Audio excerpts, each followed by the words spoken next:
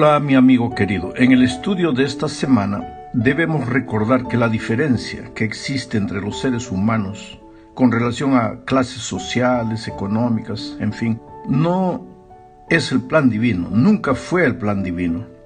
Cuando Dios creó a los seres humanos, los creó para que fueran todos iguales, pero la entrada del pecado deformó el carácter original del hombre y de la mujer, y entonces pues surgió la injusticia, que es la madre de todas las diferencias. Pero naturalmente la injusticia necesita de instrumentos para la ejecución de sus obras malas, y esos instrumentos también son frutos del pecado, como la negligencia, la ociosidad, la falta de equilibrio en el uso del dinero, en fin. Es por causa de estos graves defectos de la personalidad humana y por causa de la voracidad, el egoísmo y la avaricia, que también forman parte de la personalidad humana, es por eso que existen las diferencias de clases. Unos enriquecen, mientras que otros empobrecen. Y a medida que el tiempo transcurre, los pobres se vuelven cada vez más pobres, mientras que los ricos cada vez más ricos. Al principio no era así. Todo era de todos. Hoy las cosas están deformadas por causa de la entrada del pecado. Y el plan de salvación no tiene que ver solo con el perdón de los pecados, sino con traer al ser humano de regreso del territorio de la muerte, de la injusticia, del egoísmo, de la violencia, hacia el territorio de la justicia, la restauración de los valores, el amor y la conmiseración por el semejante. Esta semana veremos que en los libros de los Salmos y los Proverbios encontramos consejos valiosos que nos ayudarán a ser más justos y más humanos.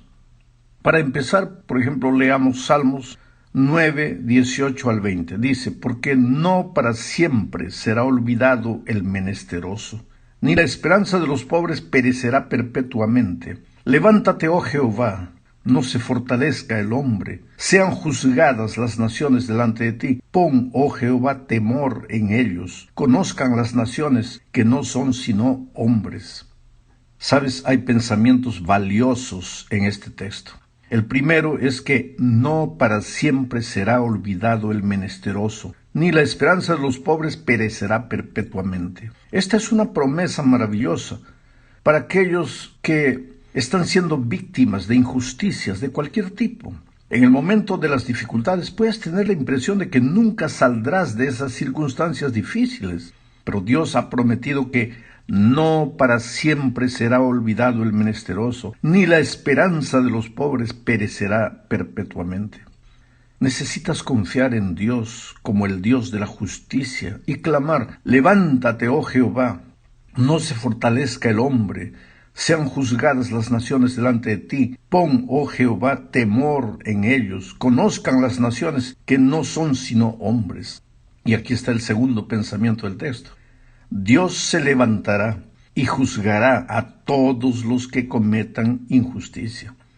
Así que todos debemos tener presente que un día daremos cuentas a Dios por la manera como tratamos a los menos favorecidos. Es necesario entender esto. Dios no te va a juzgar porque fuiste rico o próspero en la vida profesional. No te juzgará porque estudiaste y alcanzaste un título profesional y consecuentemente tuviste la oportunidad de vivir con comodidad. Eso no es pecado, eso no es ningún delito.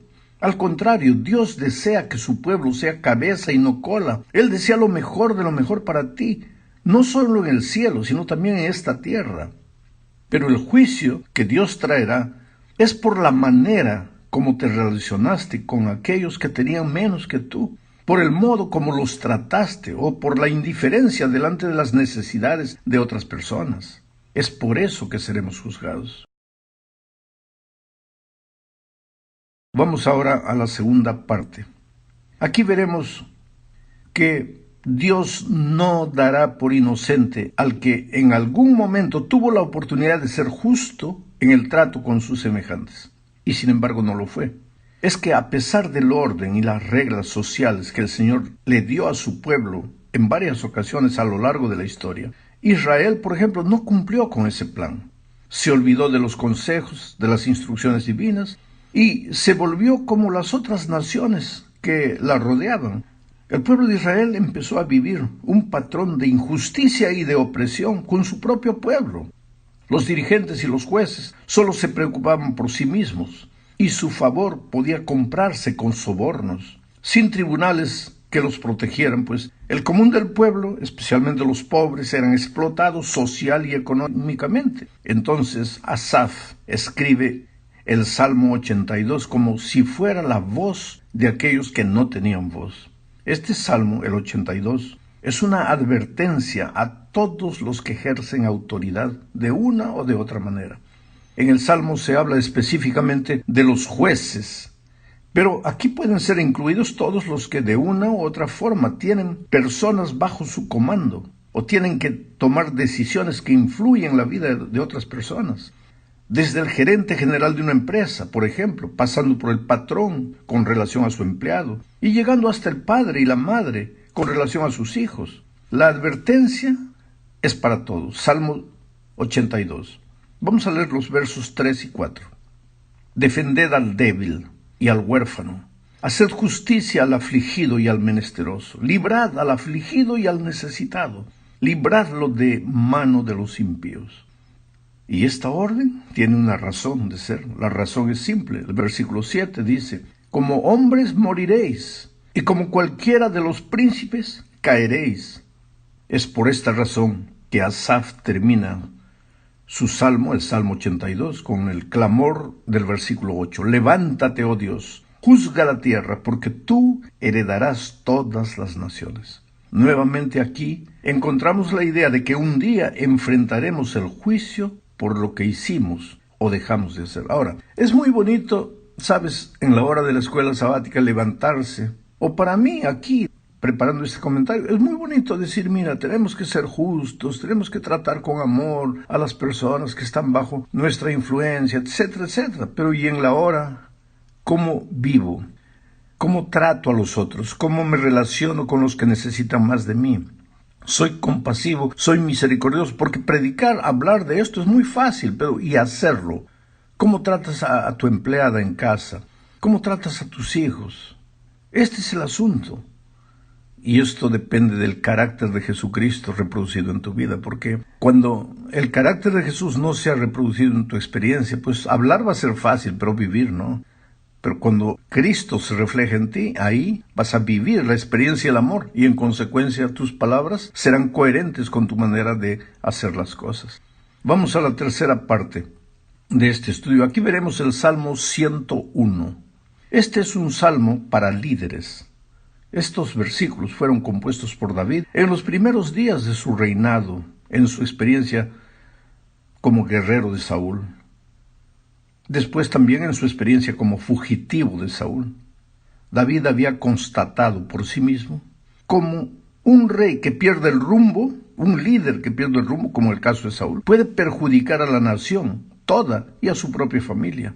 David, al ver la actitud del rey Saúl, decidió que él sería un líder diferente. En los dos primeros versículos dice, misericordia y juicio cantaré a ti cantaré yo, oh Jehová.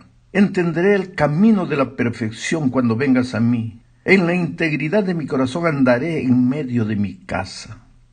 Ahora yo te pido una cosa. Observa que antes de ser un líder para su pueblo, David desea tener una experiencia personal con Dios. Dice, entenderé el camino de la perfección cuando vengas a mí. Cualquier ser humano que desee ser un líder debe buscar primero a Dios. De otro modo, creyendo que es un líder, puede transformarse en un capataz, en un sargento, en alguien que da órdenes y los otros obedecen, pero eso no es liderazgo. En segundo lugar, antes de ser un buen líder para la nación, David desea ser un buen líder en su casa. Dice, en la integridad de mi corazón andaré en medio de mi casa. La palabra integridad es elocuente. Un líder dividido interiormente es incapaz de dirigir a otras personas. ¿Qué es un líder dividido? Un líder que no es íntegro. Con un lado de su ser sirve a Dios, con el otro lado de su ser sirve a sus pasiones, a las cosas de este mundo. No es íntegro, está dividido. ¿Y cómo puede ser feliz? No puede ser feliz para él, no puede ser feliz para su familia, hacer feliz a su familia y mucho menos a la nación. Después David, en los versículos 3 y 5, dice que él no aceptará la injusticia mientras sea el rey de Israel. Mira lo que dice literalmente. No pondré delante de mis ojos cosa injusta. Al que solapadamente infama a su prójimo, yo lo destruiré. No sufriré al de ojos altaneros y de corazón vanidoso. No sufriré quiere decir no aceptaré al de ojos altaneros y de corazón vanidoso. Quiere decir, él quiere armar, vamos a decir, su programa de gobierno, los hombres que van a trabajar con él. Y dice, en mi cuadro de trabajo, de servidores, de gente que me va a ayudar, no hay lugar para gente orgullosa, para gente soberbia. No acepto a aquellos de ojos altaneros, de corazón vanidoso. Y finalmente termina hablando, ahí David en el Salmo 101, termina hablando del tipo de gente que quiere a su lado para trabajar con él. Versículos 6 y 7. Dice, mis ojos pondré en los fieles de la tierra para que estén conmigo. Los fieles de la tierra. Fieles al Señor Jesús. Tú nunca puedes ser fiel al ser humano si no eres primero fiel a Dios. Sigue diciendo, el que ande en el camino de la perfección, éste me servirá. Interesante, el que ande en el camino de la perfección. Para David, la perfección no es un punto que se alcanza en la vida, es un camino que se transita. Tú vas siendo perfecto mientras vas caminando en dirección de la perfección. El que ande en el camino de la perfección, éste me servirá. Cuando buscas a alguien para trabajar a tu lado, no busques un hombre perfecto, busca a alguien que camina en el camino de la perfección, alguien que aspira a la perfección, alguien que se preocupa, que busca a Dios para crecer espiritualmente cada día. Ese es el hombre que necesitas. Sigue diciendo David, no habitará dentro de mi casa el que hace fraude, el que habla mentiras no se afirmará delante de mis ojos. Ahora, ¿por qué David buscaba este tipo de hombres? Porque él mismo, al entrar al gobierno, se propuso ser un gobernante justo, un líder justo. Y si quería tener un programa de gobierno justo, pues tenía que tener hombres justos a su lado. Y justos, perfectos, no porque no tuvieran errores, sino porque estaban esforzándose en caminar, en transitar el camino de la perfección. Vamos a la cuarta parte. Aquí veremos el Salmo 146. Este es un salmo de alabanza, pero el salmista expone las razones por las cuales alabar a Dios. Primero, porque Él creó todo lo que existe. Y segundo, porque Él cuida de los que sufren en esta vida. Leamos los versículos 5 al 9. Dice, bienaventurado aquel cuyo ayudador es el Dios de Jacob, cuya esperanza está en Jehová su Dios, el cual hizo los cielos y la tierra, el mar y todo lo que en ellos hay, que guarda verdad para siempre, que hace justicia a los agraviados, que da pan a los hambrientos. Jehová liberta a los cautivos. Jehová abre los ojos a los ciegos. Jehová levanta a los caídos. Jehová ama a los justos. Jehová guarda a los extranjeros. Al huérfano y a la viuda sostiene, y el camino de los impíos trastorna. David dice que aquel cuya esperanza está en Jehová es bienaventurado, o sea, una persona feliz.